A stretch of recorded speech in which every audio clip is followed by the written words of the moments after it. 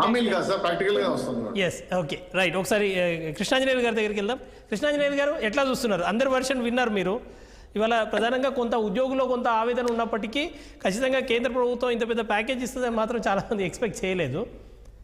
Yeah, Balaram గారు నమస్తే. Sir, panel members అందరికి కూడా నమస్కారం. Yes sir. ఇప్పుడు కేంద్రంలో అక్కడ ఎన్డీఏ, ఆంధ్రప్రదేశ్లో కూడా ఎన్డీఏ ప్రభుత్వం ఉంది, డబుల్ ఇంజిన్ సర్కారు. ఆంధ్రప్రదేశ్లో అభివృద్ధి అనేటువంటిది జెట్ స్పీడ్లో వెళ్ళిపోతుంది అనేటువంటి దాని మీద ఎన్నికల సమయంలో కూడా కూటమికి సంబంధించినటువంటి పార్టీలు హామీ ఇచ్చాయి.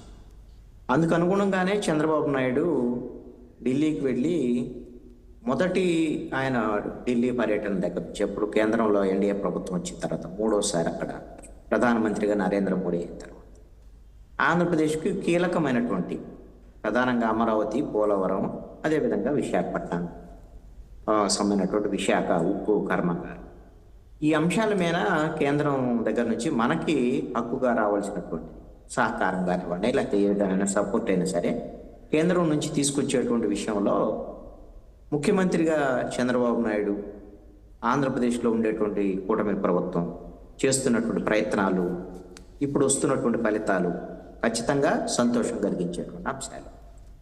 విశాఖ ఉక్కు ఫ్యాక్టరీ విషయంలో ఇప్పటికే కేంద్ర ప్రభుత్వము ఆంధ్రప్రదేశ్లో ఉండేటువంటి కేంద్ర మంత్రులు కానివ్వండి, లేకపోతే కేంద్ర మంత్రి ఇక్కడికి ఆంధ్రప్రదేశ్కి వచ్చినటువంటి సందర్భంలో విశాఖ ఉక్కు ఫ్యాక్టరీని సేల్లో విలీనం చేస్తాము, అదేవిధంగా ఎన్ఎండిసి ద్వారాగా వాళ్ళతో సంప్రదింపులు జరుపుతున్నాం, అక్కడ నుంచి మైన్స్ కూడా విశాఖ ఉక్కు ఫ్యాక్టరీకి తీసుకొచ్చేటువంటి ప్రయత్నాలు కూడా చేస్తున్నామని చెప్పుకున్నారు ఆల్రెడీ. అయితే ఇప్పుడు వచ్చినటువంటి ఈ సహకారం, ఈక్విటీకి సంబంధించినటువంటి సపోర్ట్ 11,400 కోట్ల రూపాయలు అనేటువంటిది ఇదేమి చిన్న విషయం కాదు, అతి పెద్ద సహకారం కేంద్ర ప్రభుత్వం నుంచి, దాంట్లో ఎటువంటి సందేహం లేదు. ఇక్కడ వచ్చినటువంటి సహకారాన్ని మనం ఆహ్వానించాల్సిందే. ఒక పేషెంట్కి సీరియస్ అయిపోయి ఒక తీవ్రమైనటువంటి పెద్ద అనారోగ్యం గురయ్యి ఆసుపత్రిలో చేరినప్పుడు ముందు ప్రాణాలు కాపాడటానికి ఐసీయూలో ఉంచి ముందు అత్యవసరంగా ప్రాణాలు కాపాడటం అనేటువంటిది ముందు జరిగేటువంటి ప్రక్రియ. ఆ తర్వాత ప్రాణాలు కాపాడి కుదురుపడిన తర్వాత ఎమర్జెన్సీ అనేటువంటి పోయిన తర్వాత జనరల్ వార్డులోకి మార్చి అక్కడ ఉండేటువంటి అసలైనటువంటి రోగం ఏంటి, దాన్ని ఎలాగా ట్రీట్ చేయాలి అనేటువంటి ప్రయత్నంలో జరుగుతుంది. ఇప్పుడు విశాఖ ఉక్కు ఫ్యాక్టరీకి ప్రధానంగా ఉన్నటువంటి సమస్య అక్కడ ఉండేటువంటి ఇబ్బందులు, ఏది ఎంప్లాయీస్కి జీతాల దగ్గర నుంచి మిగతా అది పూర్తి స్థాయిలో నష్టాల నుంచి బయటపడి రన్నింగ్ అవ్వడానికి ఉన్నటువంటి ప్రధానమైనటువంటి సమస్య. ఇది మొదటిసారి ఏం కాదు. ఇప్పుడు ఇందాక రామ్మోహన్ నాయుడు కేంద్ర మంత్రి మాట్లాడినప్పుడు మనం విన్నాం, వాజ్పేయి గవర్నమెంట్లో ఇంతకుముందు కూడా ఇదే తరహాలో కొంత కేంద్ర ప్రభుత్వం నుంచి సహకారం రావటం, ఆ రోజున ఎంతో కొంత విశాఖ ఫ్యాక్టరీకి సంబంధించినటువంటి విషయంలో ముందుకెళ్ళేటువంటి ప్రయత్నాలు జరిగాయి. అప్పుడు కూడా ముఖ్యమంత్రి చంద్రబాబు నాయుడు, ఇప్పుడు ముఖ్యమంత్రి చంద్రబాబు నాయుడు, అప్పుడు బీజేపీ కేంద్రంలో అధికారంలో, ఇప్పుడు కూడా బీజేపీ అధికారం. కనీసం ఈ విధమైనటువంటి సహకారం వచ్చింది.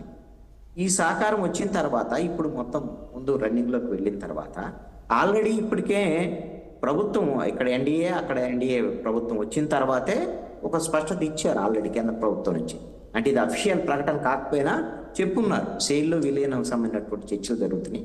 ఎన్ఎండిసి నుంచి కూడా దీనికి సంబంధించినటువంటి గనుల కేటాయింపు కూడా అవకాశం ఉంది అని, ఆ ప్రయత్నాలు కూడా జరుగుతాయని అనుకోవచ్చు. ఎందుకంటే కేంద్రంలో ఈ రోజున బీజేపీ, నరేంద్ర మోడీ అధికారంలోకి వచ్చాడు అంటే, మూడోసారి ప్రధానమంత్రిగా నరేంద్ర మోడీ కూర్చున్నాడు అంటే, ఆంధ్రప్రదేశ్లో ఉన్నటువంటి 21 మంది ఎంపీలు చాలా కీలకం. మనం 10 ఏళ్ల పాటు ఆంధ్రప్రదేశ్కి విభజన తర్వాత జరిగినటువంటి నష్టాన్ని చూసాం. ఆ రోజున కూడా నరేంద్ర మోడీనే ఉన్నాడు. కానీ ఆ రోజున 14 నుంచి 19 వరకు ఎన్డీఏ ప్రభుత్వం, అంటే తెలుగుదేశం, బీజేపీ ప్రభుత్వం, జనసేన సపోర్ట్తో ఉన్నప్పటికీ కూడా మన రాష్ట్రానికి ఆశించే స్థాయిలో మేలు జరగల. అందుకనే చంద్రబాబు నాయుడు, పవన్ కళ్యాణ్ ఇద్దరు కూడా పోరాటం చేశారు 19 ఎన్నికలకు ముందు.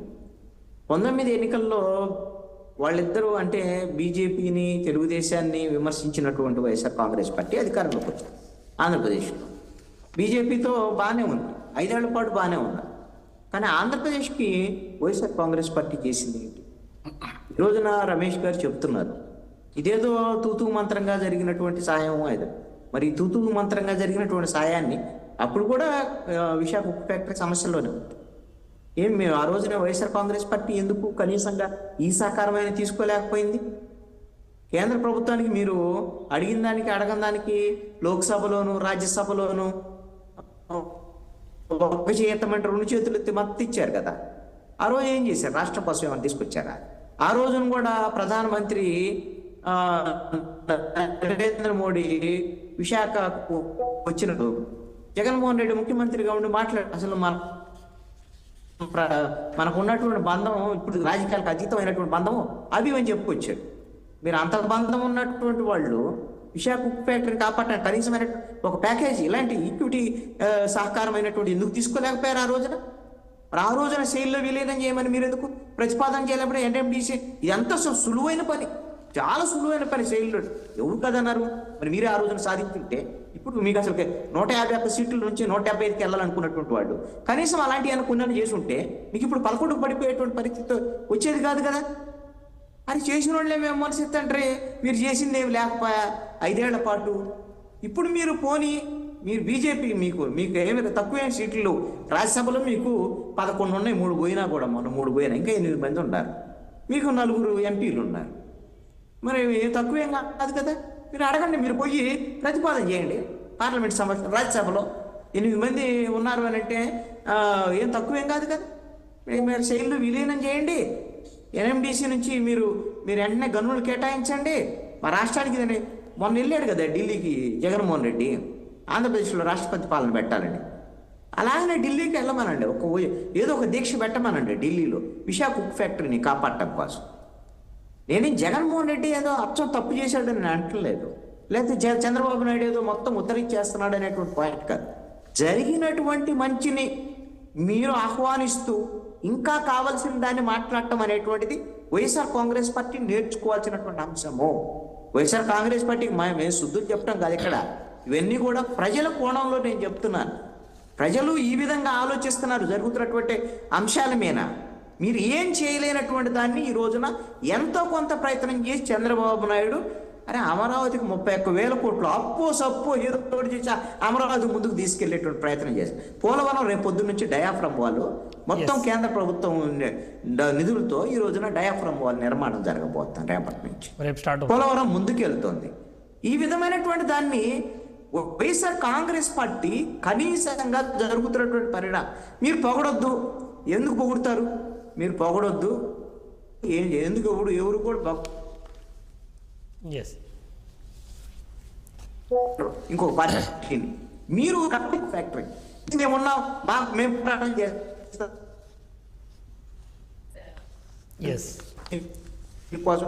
మాట్లాడతాం, విమర్శించము, ఇవన్నీ చేయటం అంటే కరెక్ట్ కాదు. వైఎస్ఆర్ కాంగ్రెస్ పార్టీ ఇది ఆంధ్రప్రదేశ్లో ఉండేటువంటి ఎన్డీఏ ప్రభుత్వం వెళ్తున్నటువంటి దారి కరెక్టే.